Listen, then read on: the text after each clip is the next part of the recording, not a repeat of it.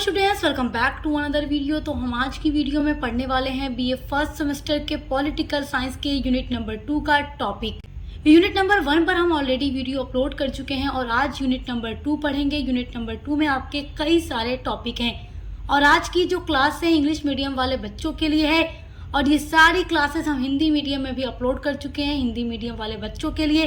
तो success master point एक ऐसा चैनल है जहां पर बीए के हर एक सेमेस्टर के हर एक सब्जेक्ट की तैयारी कराई जाती है, हिंदी मीडियम में भी और इंग्लिश मीडियम में भी। तो दोनों ही बच्चे सब्सक्राइब कर ले ताकि आने वाली वीडियोस के नोटिफिकेशन मिलते रहें। देखिए, जब आप लोग बीए फर्स्ट सेमेस्टर में होते हैं, पॉलिटिकल साइंस पढ़ते हैं, तो यूनिट नंबर 2 में जो आपको पढ़ना है वो टॉपिक है स्टेजेस ऑफ कॉन्स्टिट्यूशन डेवलपमेंट। ये आपका फर्स्ट टॉपिक है जिसको हम पढ़ चुके हैं इसके पहले वाली वीडियो में, यानी यूनिट नंबर 2 पार्ट 1 की वीडियो में। आज का वीडियो यूनिट नंबर 2 पर पार्ट 2 है जिसमें पढ़ेंगे making of the constituent assembly. Third topic आपका है फिलोसफी ऑफ इंडियन कॉन्स्टिट्यूशन और फोर्थ टॉपिक है आपका सिटीजनशिप। तो ये सब हम नेक्स्ट वीडियो में कवर करेंगे जो आपकी पार्ट 3 होगी। आज की वीडियो में हम देखेंगे making of the constituent assembly. तो आज की वीडियो में हम क्या पढ़ेंगे कि जो हमारा इंडियन कॉन्स्टिट्यूशन है उसको बनाने के लिए जो संविधान सभा बना, जो असेंबली बनी, तो वो किस तरीके से बनी। क्योंकि देखिए, जो हमारा इंडियन कॉन्स्टिट्यूशन है वो बाद में बनता है, पहले उसके लिए कॉन्स्टिट्यूएंट असेंबली बनती है और वही असेंबली बनाती है हमारे इंडियन कॉन्स्टिट्यूशन को। तो पिछली वीडियो में आपने देखा था कि पूरा स्टेज कॉन्स्टिट्यूशन डेवलपमेंट का, और आज देखेंगे कि असेंबली किस तरीके से बनी। तो चलिए वीडियो स्टार्ट करते हैं। तो देखिए, ये बात तो आप जानते ही हैं कि हमारा जो इंडिया था वो अंग्रेजों का गुलाम था, यानी कि हमारे भारत पर ब्रिटिश शासन था। ब्रिटिशर्स जो थे यहाँ पर रूल कर रहे थे, उन्हीं का शासन था, वो सब कुछ अपनी मर्जी से किया करते थे। और हमारे इंडियन जो लीडर्स थे वो हमेशा यही चाहते थे कि उनकी कंट्री फ्री हो जाए, हमारा भारत आजाद हो जाए हमेशा हमेशा के लिए ब्रिटिश से। तो उसके लिए वो लगातार कोई ना कोई प्रोटेस्ट करते थे, मूवमेंट करते थे। और एक बार देखिए क्या हुआ कि ये भी लोगों के मन में ख्याल आया कि अपना कॉन्स्टिट्यूशन बनाना चाहिए, अपने देश का, अपने कंट्री का अपना कॉन्स्टिट्यूशन होना चाहिए। तो इसके लिए डिमांड की जाती है for the constituent assembly. Assembly की डिमांड क्यों की जाती है? ताकि यही असेंबली फिर क्या बनाएगी, कॉन्स्टिट्यूशन बनाएगी। तो देखिए, सबसे पहली बार 1895 में बाल गंगाधर तिलक ने अंग्रेजों से यानी ब्रिटिश सरकार से ये डिमांड की कि हम कॉन्स्टिट्यूएंट असेंबली चाहते हैं जिससे कि हम अपना कॉन्स्टिट्यूशन बना सकें, अपने देश का कॉन्स्टिट्यूशन बना सकें।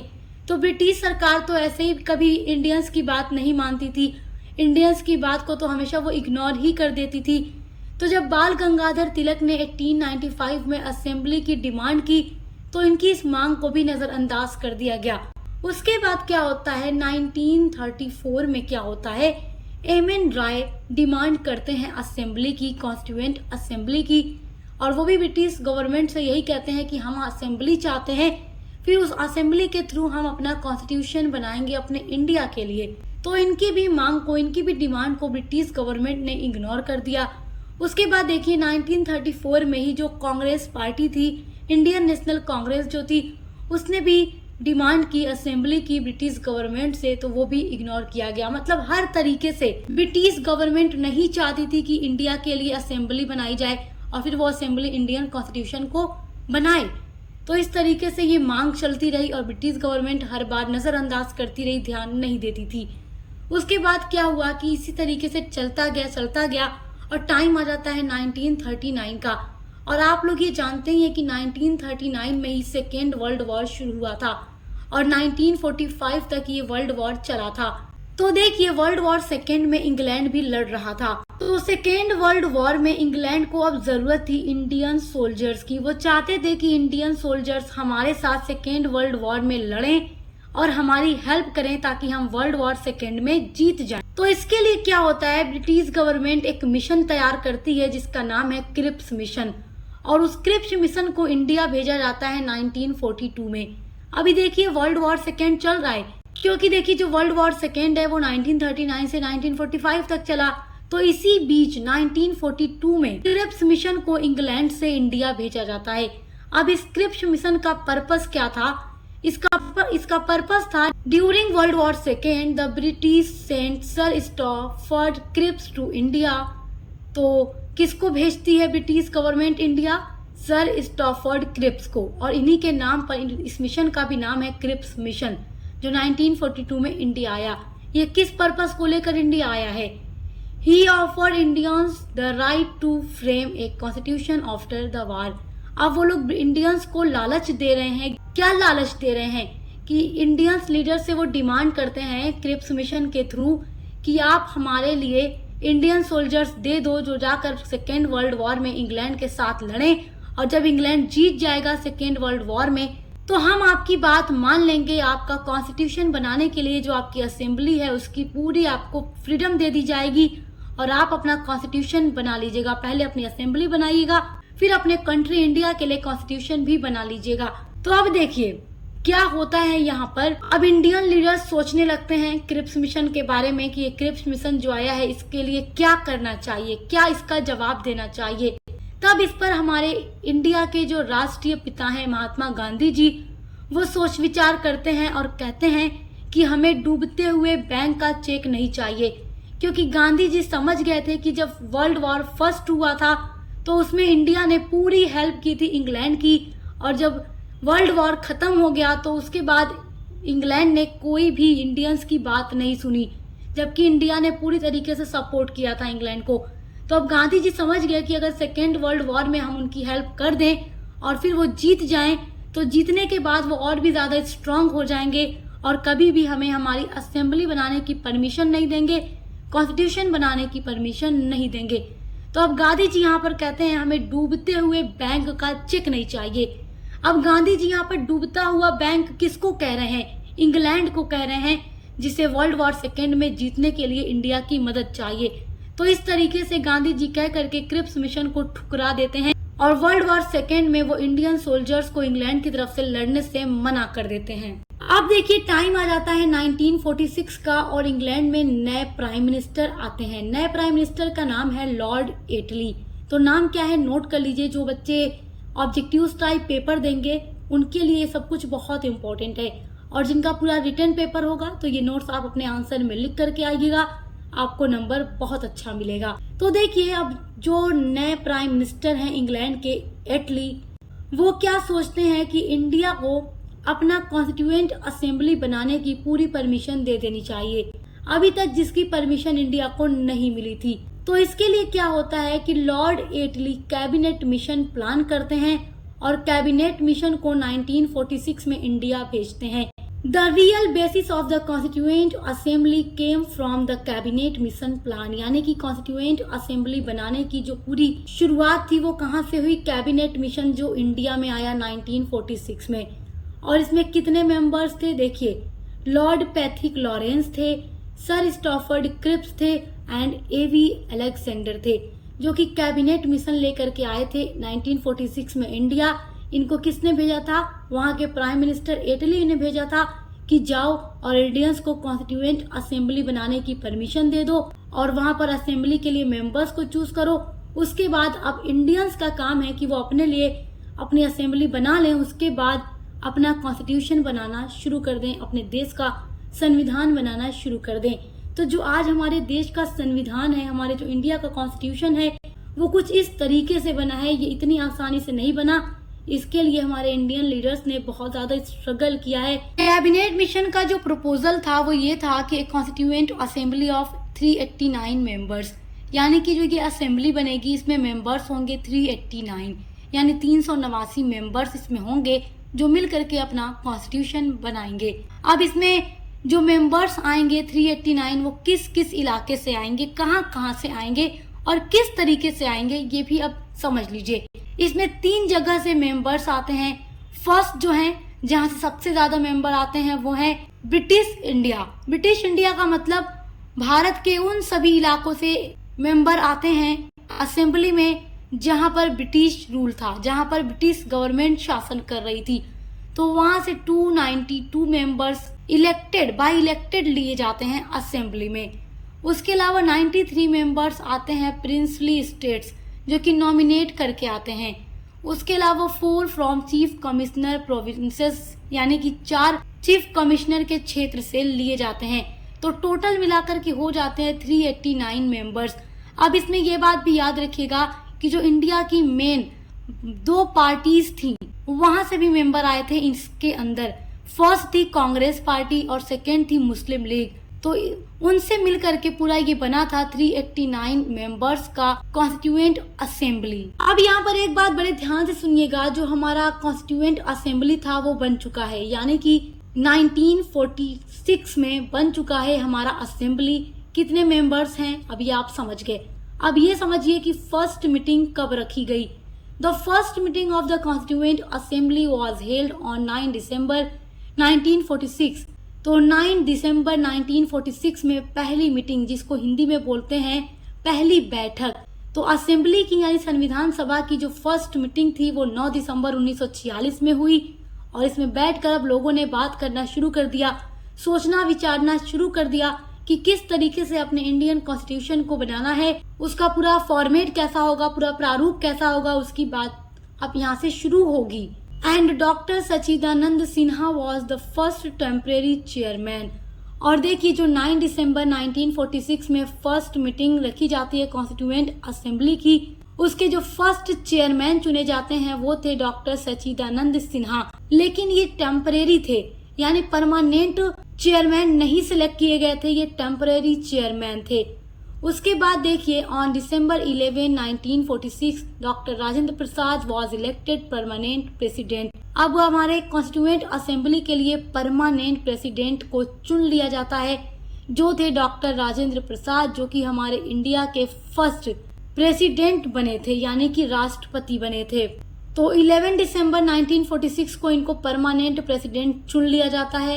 देखिए जो असेंबली की फर्स्ट मीटिंग हुई थी 9 दिसंबर 1946 में, तो यहाँ पर मुस्लिम लीग ने इस मीटिंग का बहिष्कार किया था, क्योंकि वो अलग देश की पाकिस्तान की मांग कर रहे थे। ऑन द 13 दिसंबर 1946 13 दिसंबर 1946 में Jawaharlal Nehru presented the objective resolution in the assembly which outlined how the constitution would be framed. तो पंडित जवाहरलाल नेहरू ने 13 दिसंबर 1946 में असेंबली के सामने पूरा ऑब्जेक्टिव रेजोल्यूशन रखा कि हमारा जो कॉन्स्टिट्यूशन होगा उसका पूरा फ्रेम कैसा होगा, इसको किस तरीके से बनाया जाएगा। क्योंकि अब ये असेंबली सोचने लगी थी कि कॉन्स्टिट्यूशन का पूरा फ्रेम कैसा होगा, इसका रूप कैसा होगा, इसको किस तरीके से बनाया जाएगा। This resolution was adopted on 22 January 1947 and from here the process of constitution making began. और ये जो रिजोल्यूशन पंडित जवाहरलाल नेहरू ने असेंबली के सामने 13 दिसंबर 1946 में रखा था, उसको अडॉप्ट कर लिया जाता है, उसको पास कर दिया जाता है 22 जनवरी 1947 में। और यहीं से प्रोसेस शुरू हो जाता है हमारे कॉन्स्टिट्यूशन को बनने का। तो 22 जनवरी 1947 के बाद से हमारा संविधान बनने की जो प्रक्रिया थी, प्रोसेस था, वो बहुत ही तेजी से शुरू हो गया था। आइए अब जानते हैं कि जो हमारी कॉन्स्टिट्यूएंट असेंबली थी उसके जो मेजर कमेटी के चेयरमैन थे वो कौन कौन से थे। तो किस कमेटी के चेयरमैन कौन थे, आइए उसको जान लेते हैं हमारे संविधान सभा में। देखिए जो ड्राफ्टिंग कमेटी थी तो उसके चेयरमैन थे डॉक्टर BR अम्बेडकर, यानी डॉक्टर भीमराव अम्बेडकर। यहाँ पर कमेटी का नाम नोट किया गया है और यहाँ पर चेयरमैन का नाम नोट किया गया है कि किस कमेटी के कौन से चेयरमैन थे। तो आप इसको स्क्रीनशॉट भी कर सकते हैं। यूनियन कॉन्स्टिट्यूशन कमेटी के चेयरमैन थे पंडित जवाहरलाल नेहरू। स्टीयरिंग कमेटी के चेयरमैन थे डॉक्टर राजेंद्र प्रसाद और प्रोविंशियल कॉन्स्टिट्यूशन कमेटी के चेयरमैन थे सरदार वल्लभ भाई पटेल। आपकी नेक्स्ट हेडिंग है इम्पैक्ट ऑफ पार्टीशन, यानी पार्टीशन का प्रभाव। देखिए जो हमारी कॉन्स्टिट्यूशन असेंबली थी, जो हमारे कॉन्स्टिट्यूशन को बना रही थी, उसमें आपने अभी यही जाना कि उसमें 389 मेंबर्स थे। लेकिन जब माउंटबेटन प्लान आ जाता है, after Mountbatten plan and independence act 1947, यानी कि जो इंडिपेंडेंस एक्ट आ जाता है, माउंटबेटन योजना आ जाती है, तो उसके बाद तो आप ये जानते ही हैं कि इंडिया को कह दिया जाता है कि 1947 में ये आज़ाद हो जाएगा और ये 2 अलग अलग कंट्री में आज़ाद होगा, यानी इंडिया एंड पाकिस्तान। तो आपने ये जाना कि 389 मेंबर्स हमारे कॉन्स्टिट्यूशन असेंबली में थे। तो जब जाहिर सी बात है कि जब पार्टीशन हो गया, इंडिया एंड पाकिस्तान 2 अलग अलग कंट्री हो गई आज़ादी के बाद, तो क्या होता है, constituent assembly was divided into India and Pakistan, तो ये दो भागों में बट गई। अब मेंबर्स जो थे उसमें रिड्यूस किया जाता है, यानी कमी की जाती है फ्रॉम 389 टू 299। जाहिर सी बात है कि जब बांटवारा हो जाएगा, पार्टीशन हो जाएगा, तो जितने भी मेंबर यहाँ पर मुस्लिम लीग की तरफ से थे या जो उस साइड चले गए पाकिस्तान की तरफ, तो उनको अब यहाँ पर कम कर दिया गया। और पार्टीशन के बाद हमारे असेंबली में जितने भी मेंबर्स थे उसमें भी कमी आ जाती है। 389 की जगह पर अब केवल 229 यानी 299 मेंबर्स बच जाते हैं, जिसमें से 229 मेंबर्स आते हैं प्रोविंशियल रिप्रेजेंटेटिव की तरफ से और 70 आते हैं प्रिंसली स्टेट्स की तरफ से। आपकी नेक्स्ट हेडिंग है sources of the Indian constitution. देखिए, जो हमारे इंडिया का कॉन्स्टिट्यूशन है उसको कई कंट्री के कॉन्स्टिट्यूशन को पढ़ करके बनाया गया है। जो हमारी कॉन्स्टिट्यूशन असेंबली थी उसने कॉन्स्टिट्यूशन को बनाने से पहले अलग अलग देशों के संविधान को पढ़ा। हमारे संविधान सभा का मानना था कि अगर हर देश के संविधान को देख लिया जाए, पढ़ लिया जाए, उसके बाद देखा जाए कि कौन सी हमारे भारत के लिए, हमारे भारत के नागरिकों के लिए और हमारे नागरिकों के हित के लिए कौन सा बेहतर होगा, उस हिसाब से संविधान को बनाया जाए तो वही हमारे लिए बेटर होगा। तो हमारी असेंबली ने पहले क्या किया, कई सारे देशों के संविधान को पढ़ा, उसके बाद अपने संविधान का निर्माण किया, अपने संविधान को बनाया। इसके सोर्स क्या क्या है, कहाँ कहाँ से इसको उठाया गया है इंडियन कॉन्स्टिट्यूशन को। देखिए, बहुत सारे लोग इस पर आलोचना भी कर चुके हैं कि इंडिया का जो कॉन्स्टिट्यूशन है कई सारी कंट्री के कॉन्स्टिट्यूशन को देख करके बनाया गया है, लिखा गया है। तो देखिए, जो हमारी कॉन्स्टिट्यूशन असेंबली थी उसने ऐसे ही नहीं उठा लिया किसी देश के संविधान से कोई भी अच्छी बात।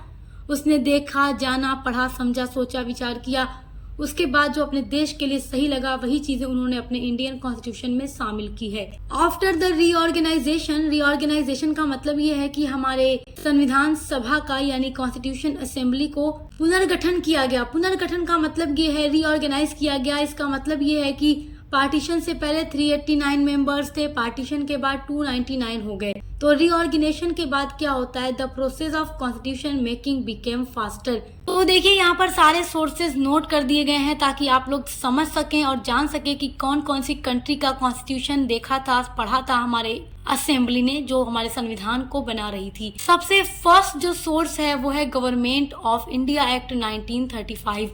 आप पार्ट 1 की वीडियो में यानी यूनिट नंबर 2 की पार्ट 1 की वीडियो में सारे एक्ट को पढ़ चुके हैं जो ब्रिटिश गवर्नमेंट लेकर आ रही थी हमारे इंडिया में, तो आप देख चुके हैं। उसके बाद देखिए 1773 से लेकर आपने पढ़ा है, आपको याद होगा रेगुलेटिंग एक्ट से ही शुरुआत हुई थी और government of India act last act था जो बनाया गया। ये लंबा चौड़ा बहुत बड़ा एक्ट था। तो जब हमारा इंडिया आजाद हो जाता है अंग्रेजों से, तो अभी जब तक हमारे देश का संविधान नहीं बना था तब तक क्या किया गया कि गवर्नमेंट ऑफ इंडिया एक्ट के हिसाब से ही शासन किया गया, इसको संविधान मान लिया गया और इसमें जो भी बातें लिखी गई थी, जो भी अनुच्छेद थे, उसी के हिसाब से हमारे भारत में शासन किया जा रहा था। और जब हमारे भारत का संविधान बन जाता है, 26 जनवरी 1950 में लागू हो जाता है, तब फिर उस संविधान के हिसाब से शासन होने लगा। तो पहला जो सोर्स है वो है गवर्नमेंट ऑफ इंडिया एक्ट 1935 जो कि ब्रिटिश गवर्नमेंट के द्वारा बनाया गया था। इसमें जो कुछ भी अच्छी चीजें थी उसको इंडियन कॉन्स्टिट्यूशन असेंबली ने उठाकर अपने इंडियन कॉन्स्टिट्यूशन में रख दिया। उसके अलावा ब्रिटिश कॉन्स्टिट्यूशन को भी पढ़ा, यानी ब्रिटिश के संविधान को भी देखा और जो चीजें इसमें हमारे भारत के हित में थी वो अच्छी थी, उसको भारत के संविधान में रखा गया असेंबली के थ्रू।